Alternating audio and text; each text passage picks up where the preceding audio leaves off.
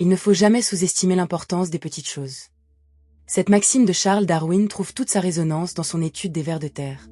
Dans les jardins victoriennes, sous les pieds des citadins, se cachait un univers que peu prenaient en compte. Ces créatures, souvent considérées comme insignifiantes, étaient pour Darwin des trésors d'informations sur la nature et les écosystèmes.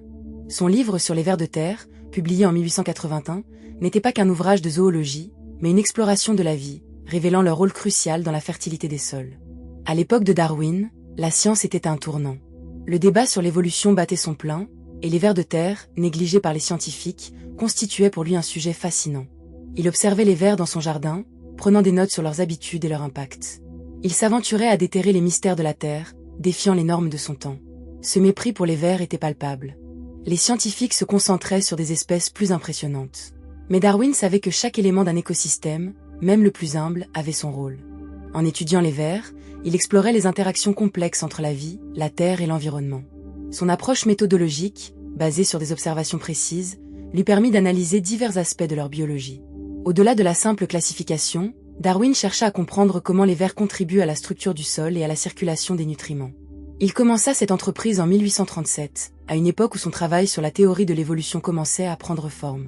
Chaque découverte contestait les idées préconçues. La nature révélait une ingéniosité que peu pouvaient imaginer. Ces notes détaillées sur leur comportement démontraient leur rôle essentiel dans l'équilibre écologique. Il découvrit que les vers jouent un rôle fondamental dans la décomposition de la matière organique. Ils participent à la formation de l'humus, cette couche qui nourrit les plantes.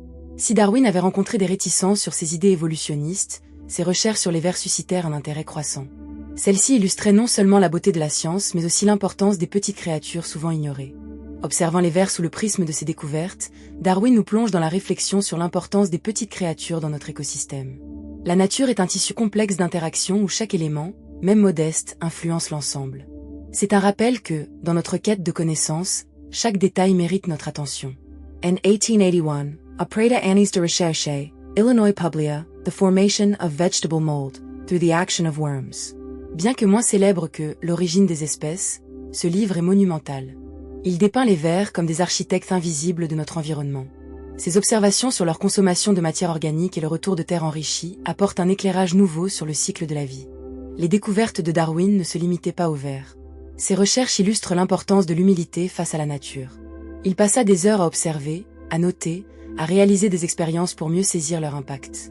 Ces vers, souvent considérés comme indésirables, devenaient des héros méconnus de la productivité agricole. Il ouvrit également les yeux sur les conséquences de l'ignorance humaine envers ces espèces oubliées. Leur disparition, due à l'agriculture intensive, aurait des répercussions sur l'environnement. La recherche de Darwin suscita des débats passionnés. À une époque où la science était souvent en conflit avec la religion, il affronta des critiques tout en poursuivant son travail. Chaque découverte le rapprochait de la vérité, renforçant sa conviction que la science pouvait éclairer les mystères de la nature. Il croyait que la connaissance devait embrasser la simplicité et l'humilité des petites créatures. Ainsi, Darwin apprit que la science est un voyage, une quête de compréhension, où chaque élément a sa place. Ces découvertes incitèrent des générations de scientifiques à explorer les moindres recoins de la biologie et de l'écologie, reconnaissant que la vie sur Terre est un puzzle aux pièces infinies. Chaque ver de terre, chaque insecte contribue à l'œuvre vivante de notre planète. Darwin avait compris que la science ne doit jamais négliger les petits détails. Un ver de terre, dans son univers de tunnels, est un symbole de l'équilibre délicat de notre écosystème. Notre compréhension de la nature est un héritage, illustrant l'importance de la curiosité. En apprenant à respecter ces petites créatures, nous reconsidérons notre place dans le monde naturel, reconnaissant notre interconnexion avec l'ensemble du vivant. L'héritage de Darwin ne réside pas seulement dans ses théories sur l'évolution, mais également dans sa passion pour comprendre les petites merveilles de la nature. Ces vers de terre nous rappellent que chaque être vivant, peu importe sa taille, joue un rôle vital dans l'harmonie de notre planète. Cette quête de Darwin pour étudier les vers de terre était un reflet de sa curiosité insatiable et de sa volonté de comprendre les interactions complexes de la nature.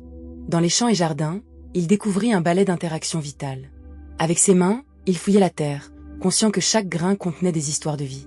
Dans la tranquillité de son jardin à Down House, un manoir qu'il appelait chez lui depuis 1842, Darwin passait de longues heures à observer la terre. Il se penchait souvent, la tête courbée, les yeux scrutant les mouvements furtifs des vers qui s'affairaient sous la surface. Cette proximité lui donnait une perspective nouvelle sur la complexité de la vie souterraine. Le bruit léger de l'herbe qui froisse, le parfum de la terre humide et la texture du sol entre ses doigts devenaient des sources d'inspiration. Chaque ver, avec sa trajectoire méandreuse, était un petit architecte, façonnant le monde invisible qui nous entoure. À mesure qu'il avançait dans ses recherches, Darwin réalisait que ces créatures avaient des capacités remarquables. Ils aèrent le sol, facilitant la circulation de l'eau et des nutriments. Leur rôle dans les cycles de décomposition est crucial, transformant la matière organique en humus fertile. Ce processus est essentiel pour la santé des écosystèmes. Darwin nota des variations de taille, de couleur et de comportement, témoignant des luttes pour survivre. La lutte pour la vie, même chez un ver, est un reflet de la grande bataille de la nature. Ces efforts culminèrent avec la publication de The Formation of Vegetable Mold, True Action of Worms, où il reliait les faits scientifiques à une vision globale de l'environnement. Les vers, loin d'être insignifiants, devenaient des agents de transformation. Par exemple, il observa que ces créatures ingèrent des feuilles mortes, des racines et d'autres matières organiques, les décomposent à l'aide de leur système digestif et les restituent au sol sous forme d'humus. Ce processus n'est pas simplement une forme de recyclage, mais une réinvention de la vie elle-même, perpétuant le cycle de la nature. En 1837, alors qu'il débutait ses recherches sur ces organismes, Darwin écrivit dans l'un de ses journaux « Dans chaque petite chose réside une grande merveille ». Ces mots résonnent encore aujourd'hui. À l'époque où la science était dominée par des idées rigides, il eut le courage de remettre en question le statu quo. Il comprit que les vérités de la nature ne se contentaient pas d'une approche académique, mais nécessitaient une observation minutieuse et une réflexion sur le monde qui les entoure. Dans une époque marquée par des idées traditionnelles, Darwin se confronta à l'opposition tout en poursuivant ses recherches. Chaque observation approfondissait sa compréhension de la vie sur Terre. Au fur et à mesure qu'il s'enfonçait dans le monde des vers, il découvrit des relations interconnectées qui défiaient les conventions. Il pouvait, par exemple, observer comment la présence ou l'absence de vers de terre influençait la croissance d'une plante. Les effets de leur activité étaient tangibles, et il s'émerveillait de voir comment quelque chose d'aussi petit pouvait avoir un impact si considérable. Avec chaque page écrite, il s'interrogeait. Combien d'autres secrets cachés dans les recoins de la Terre attendent d'être découverts? La curiosité était son moteur. Il forma des hypothèses, réalisa des expériences, et souvent, il se retrouvait dans des discussions avec ses contemporains, parfois en désaccord avec les idées dominantes de l'époque. Mais mu par sa passion pour la vérité, il persévérait. Les vers incarnaient l'équilibre fragile de la nature, illustrant notre interdépendance avec le vivant. La déforestation, l'agriculture intensive et l'urbanisation menaçaient l'habitat de ces créatures. En mettant en lumière leur rôle vital, Darwin ne faisait pas que plaider pour une meilleure compréhension de la biologie des vers, mais pour une nébuleuse plus vaste où l'homme doit reconnaître son rôle par rapport à l'environnement. Dans une époque où l'industrialisation prenait de l'ampleur, ces réflexions résonnaient avec une fulgurante actualité. Darwin nous incite à scruter notre environnement, à écouter, à apprécier chaque détail. Chaque ver de terre, chaque insecte contribue à l'œuvre vivante de notre planète. Il soulignait également que le déclin des populations d'espèces comme les vers de terre n'est pas un événement isolé. Au contraire, c'est un signal d'alarme sur la santé globale de notre biosphère.